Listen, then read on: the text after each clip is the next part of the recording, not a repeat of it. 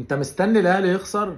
مش هيخسر، لان الاهلي وصل لمرحلة اي حد هيلعب واي حد هينزل الملعب هيأدي، لان النادي الاهلي بقى عنده شخصية المكسب. عارف يعني ايه شخصية المكسب؟ يعني انا هنازل كسبان. الاهلي في الوقت الحالي اي فريق بيقابله عارف انه هيخسر. ما تقوليش حكام، ما تقوليش كاف، ما تقوليش اي حد بيسنده، لا، اللاعب نازل من جواه هيكسب. جربها انت كده، حسها انت كده في فريقك، حسها في فريقك انك نازل تكسب. يعني مثلا اي فريق في الدوري المصري لو جمهوره حاسس انه هينزل يكسب هينزل يكسب، انما انت حاسس بالضعف، حاسس ان فريقك لو نزل لا ده ممكن يتعادل، ده ممكن يخسر، ده كل حاجة واردة. فالاحساس ده في الاعلام في السوشيال ميديا بيحسوا فريقك، انما انت كجمهور هنروح بعيد ليه؟ الاهلي لما اتعادل مع فيوتشر الجمهور والسوشيال ميديا مش هقول لك كلت اللعيبه، لا، كلت النادي كله.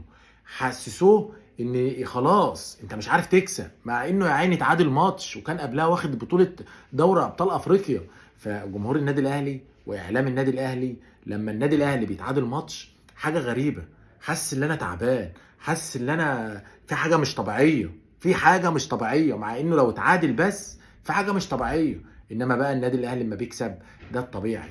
الطبيعي انك نازل هتكسب، طبيعي انك نازل الفرقه اللي قدامك مسلمه. ليه؟ لان اللعيبه احساسها بيوصل للاعيبه اللي قصادها.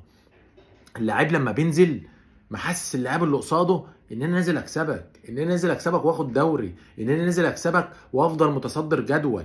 حسها انت بس كده، حسها في فريقك. خلي فريقك كده في السوشيال ميديا وفي الاعلام لو اتعادل ماتش عرفوا ان في حاله جنون، ان في حاله غريبه. النادي الاهلي بالظبط لما بيتعادل ماتش او يخسر ماتش الجمهور والاعلام والسوشيال ميديا محسسينه ان في حاجه مش طبيعيه، ان ده مش الطبيعي بتاعك يا نادي الاهلي، ان في حاجه غريبه علينا كجمهور وحاجه غريبه علينا كمشجعين. علشان كده النادي الاهلي ينزل يلاعب الاتحاد، لا، يعني ايه هكسب الاسماعيلي في الدقيقه 80 ولا في اخر الماتش او اكسب الاسماعيلي 1-0؟ لا، تنزل الاعب الاتحاد الماتش اللي بعده جون والتاني، وكان كهربا هيجيب، وكان بيرسي تاو هيجيب. فالطبيعي ان الاهلي وصلوا مرحله واللاعيبه وصلها مرحله ان انا خلاص نازل اكسب، ولو اتعادلت الجمهور حاجه بالنسبه له غريبه وحاجه بالنسبه له مش طبيعيه. السلام عليكم.